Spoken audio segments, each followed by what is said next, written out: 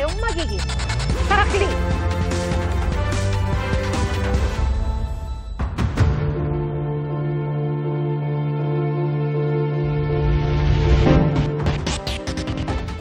Pasado na sa Senate Finance Committee ang panukalang budget ng DPWH pero may kailangan pang linawin ng kagawaran tungkol sa ilang proyekto. Naungkat din sa pagdinig ang mga proyektong nagpapalala umano sa baha. Saksi, si Mav Gonzalez.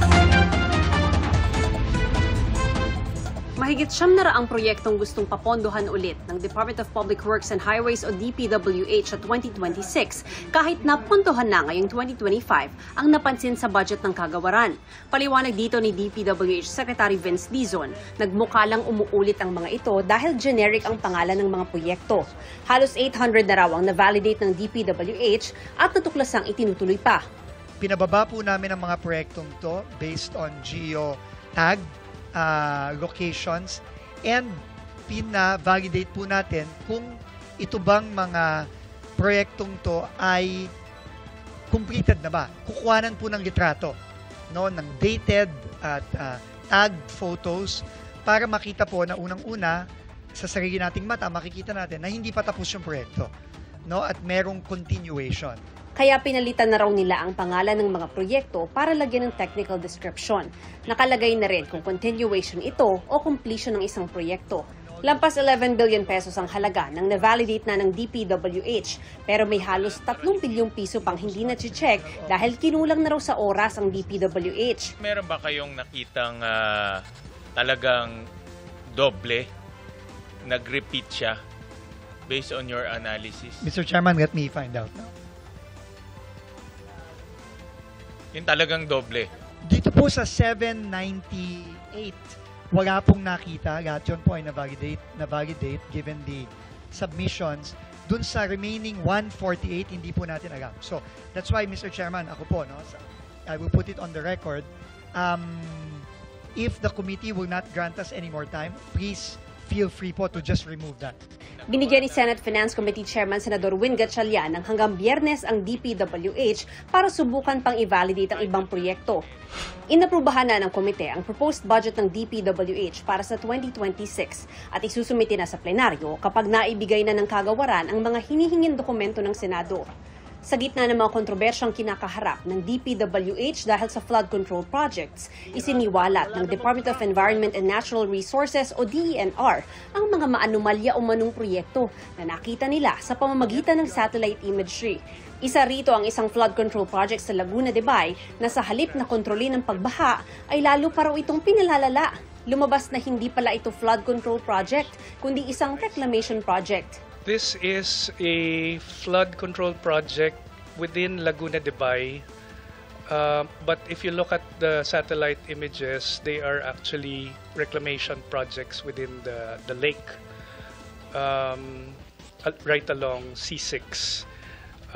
And so this is a different kind of issue because there are much more permits, environmental impact. Maybe it even causes further flooding within the Laguna Lake area when you do reclamation projects. Ayon pa kay DENR Undersecretary C.P. David, may ibang proyekto na sa halip mapigilan ng baha ay lalo pang magpapabaha. Tinukoy niya ang 2 dike sa Kamiling River sa Tarlac at isang itinayong dike sa Nubataan, Davao de Oro. Sabi ni DPWH Secretary Vince Dizon, ipatitigil na nila ang pagtatayo ng mga depektibong flood control project na walang plano at hindi naman nakakatulong laban sa baha. Baka nga raw kailangan pambaklasin ang ilang nagawa na. Maybe we might even need to dismantle some of those flood control projects because of their net harmful effects to the community. Pero may patakaran daw ang Commission on Audit na hindi pwedeng basta mag-demolish ng proyekto sa loob ng ilang taon kaya maingat nila itong pag-aaralan. Sinita rin sa pagdinig ng Senado kanina ang lumobong pondo para sa farm-to-market roads. Mula sa 16 billion pesos na hiningi ng ehekutibo sa 2026, dumoble ito sa 32 billion pesos sa bersyong ipinasa ng Kamara. Ayon sa Department of Agriculture, dapat kasama sa network plan ang anumang ipagagawang farm-to-market road. Hindi raw maipatutupad ng DPWH ang mga proyekto kung hindi ito i-validate ng DA. For validation pa po, Mr. Chairman, some of those FMRs. So yung natitirang 8 billion, wala to sa network plan. Wala pa po ngayon sa network plan. Kung hindi ma-validate hanggang Biyernes ang mga questionableng proyekto, tatanggalin na ito sa popondohan para sa 2026. Para sa GMA Integrated News, ako si Mav Gonzalez, ang inyong saksi. Hanggang ngayong gabi, tuloy-tuloy ang mga pagtitipon para sa ASEAN Summit sa Malaysia. At kanina, tinuligsa ni Pangulong Bongbong Marcos ang tangkang pagtatayo ng China ng Nature Reserve sa Bajo de Masinloc. At mula sa Kuala Lumpur, saksilan si Mariz Umali.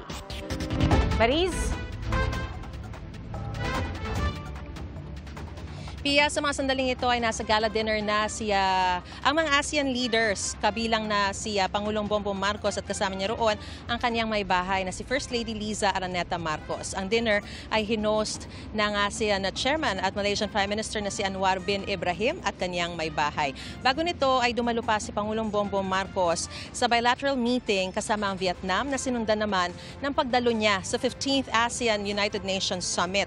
At sa pagharap nga ni Pangulong Bongbong Marcos sa iba't ibang mga pagpupulong dito sa ASEAN o Association of Southeast Asian Nations ay ipinahayag niya sa mga world leader ang mariing pagtutol ng Pilipinas sa balak o binabalak ng ibang bansa para sa Bajo de Masinloc na malinaw daw na paglabag sa soberanya ng Pilipinas. Sa unang 2 araw ng ASEAN Summit sa Kuala Lumpur, Malaysia, 2 beses nabanggit ni Pangulong Bongbong Marcos ang tungkol sa tangkang pagtatayo ng Nature Reserve sa Bajo de Masinloc sa West Philippine Sea. Una, noong ASEAN-US Summit, kung saan kasama si US President Donald Trump. Giit ng Pangulo, ang tangkang pagtatayo ng Nature Reserve ay paglabag sa soberanya ng Pilipinas. Paglabag din daw ito sa traditional fishing rights ng mga Pilipino na ginagarantisa ng international law, kabilang ang United Nations Convention on the Law of the Sea o UNCLOS at 2016 Arbitral Award. Ang ikalawa ay sa East Asia Summit, kung saan naroon naman si Chinese Premier Li Qiang. Pinukoy ng Pangulo ang anyay kapitbahay sa norte na nagdeklara ng National Nature Reserve sa Bajo de Masinloc. May eksklusibo rin anyang otoridad ang Pilipinas para magtayo ng environmental protection area sa teritoryo nito. Dagdag ng Pangulo, sa kabila ng mga hakbang na ito, patuloy na ipinatutupad ng Pilipinas ang Declaration on the Conduct of Parties in the South China Sea. Isinulong din ni Pangulong Marcos ang pagkakaroon ng Code of Conduct sa South China Sea. Setyembre nang aprubahan ng State Council ng China ang pagtatayo ng Nature Reserve para raw protektahan ang biodiversity sa lugar. Naghain noon ang Pilipinas ng diplomatic protest. Nabanggit din ng Pangulo sa East Asia Summit ang mga insidente sa West Philippine Sea kung saan nalagayan niya sa peligro ang mga Pilipino, maging mga barko at aircraft ng Pilipinas. Kabilang dito ang mga dangerous maneuver at panghaharang sa mga aktibidad ng Pilipinas sa sarili nitong maritime zones. Ayon naman sa Chinese Foreign Ministry, ang pag-uudyok nila ng mga Pilipino ang pinagmumulan ng tensyon. Sa kanya namang opening speech, sinabi ni ASEAN Chairman at Malaysian Prime Minister Anwar bin Ibrahim na ang anumang issue sa South China Sea, nais daw nilang maresolba sa loob din ng ASEAN. We want it to be resolved within ASEAN and ASEAN with our partners in the region.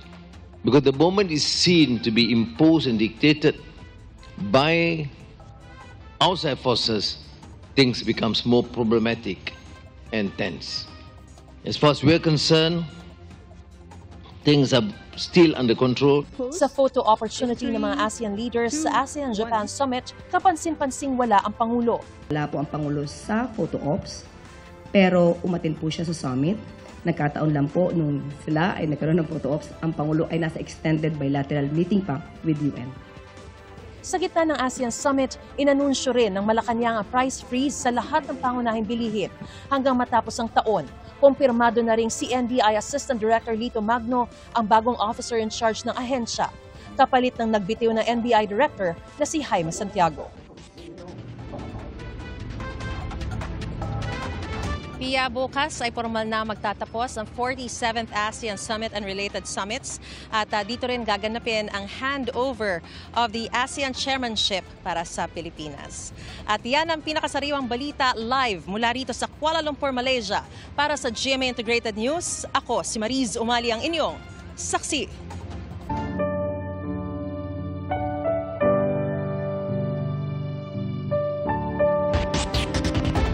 Nakatutok ang buong pwersa ng GMA Integrated News sa paghati ng balita ngayong undas. ₱2 taas presyo sa diesel ang sasalubong sa mga motorista bukas kung kailan marami pa namang bumabiyahe para sa undas.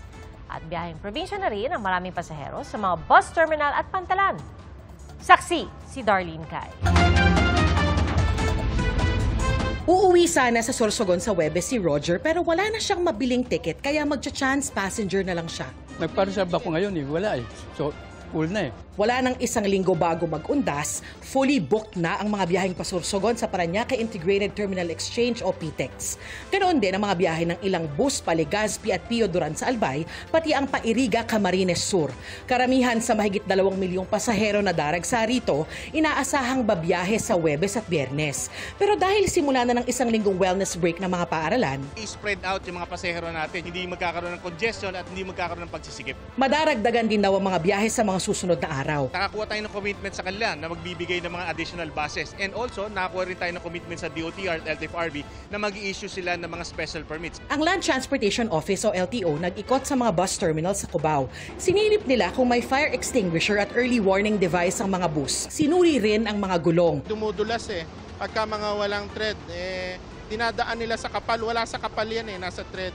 Ang mga nakitaan ng paglabag, sinita. Kagaya nung sa ilaw, yung tail lights, reverse lights, although mga basic pero napaka-importante lalo na pagka bumabiyahe ng gabi. Gumamit din sila ng breathalyzer para malaman kung nakainom ang ilang bus driver. Inaasahan din ang pagdagsa ng mga pasahero sa mga pantalan. Ayon sa pamunuan ng Northport Passenger Terminal, inaasahang sa Huwebes at Biyernes padaragsa ang mga pasahero na aabot sa 3,000.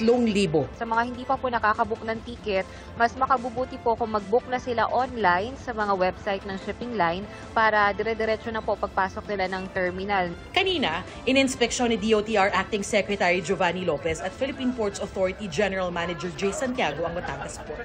Napag-alaman nilang hindi pa lahat ng shipping lines ay may online ticketing at booking. Mas mahirap minsan ang pagmo-monitor kapag hindi online, yung kung sumusobra ang ating pasahero. Yung sinasabi natin overloading. Kaya sinabi ko sa ating Marina na mag-i-impose talaga ako strictly ng online ticketing. Pinagsabihan din ng isang ticketing booth dahil sa nakapaskil ditong exact fare only. Inaasahan ng PPA na aabot sa 2.2 million ang daragsang pasahero sa mga pantalan mula ngayong araw hanggang November 5. Pagtitiyak ng PPA, naka-full deployment ang lahat ng kanilang personnel. Nakikipag-ugnayan din sila sa Philippine Coast Guard at PNP Maritime Group para sa seguridad ng mga pasahero. Bukas naman 24 oras ang help desk sa lahat ng pantalan. Sa gitna ng Undas Exodus, tataas ang toll sa Manila-Cavite Expressway o Cavitex simula bukas. Depende sa uri ng sasakyan, 4 hanggang 13 piso ang taas presyo sa R1 portion o iyong mula Seaside hanggang Zapote. Ipatutupad naman ang dagdag toll sa 2 tranches sa Cavite R1 Extension Segment 4 na mula Zapote hanggang Kawit. Para sa first tranche ngayong taon, 15 piso hanggang 45 piso ang toll hike. Sa susunod na taon naman, ipatutupad ang second tranche. May taas presyo rin ang mga produktong petrolyo bukas. 2 piso ang taas presyo sa kada litro ng diesel habang piso at 20 sentimo naman sa gasolina. Tataas din ng piso at 70 sentimo kada litro ang presyo ng kerosene. Para sa GMA Integrated News, ako si Darlene Kai, ang inyong saksi. Nilindolman tuloy sa paghanda para sa undas ang mga taga Bogos City sa Cebu. At sa Manila North Cemetery, inaasang aabot sa 2 milyon ang pupunta ngayong weekend. Saksi, si Marisol Abduraman.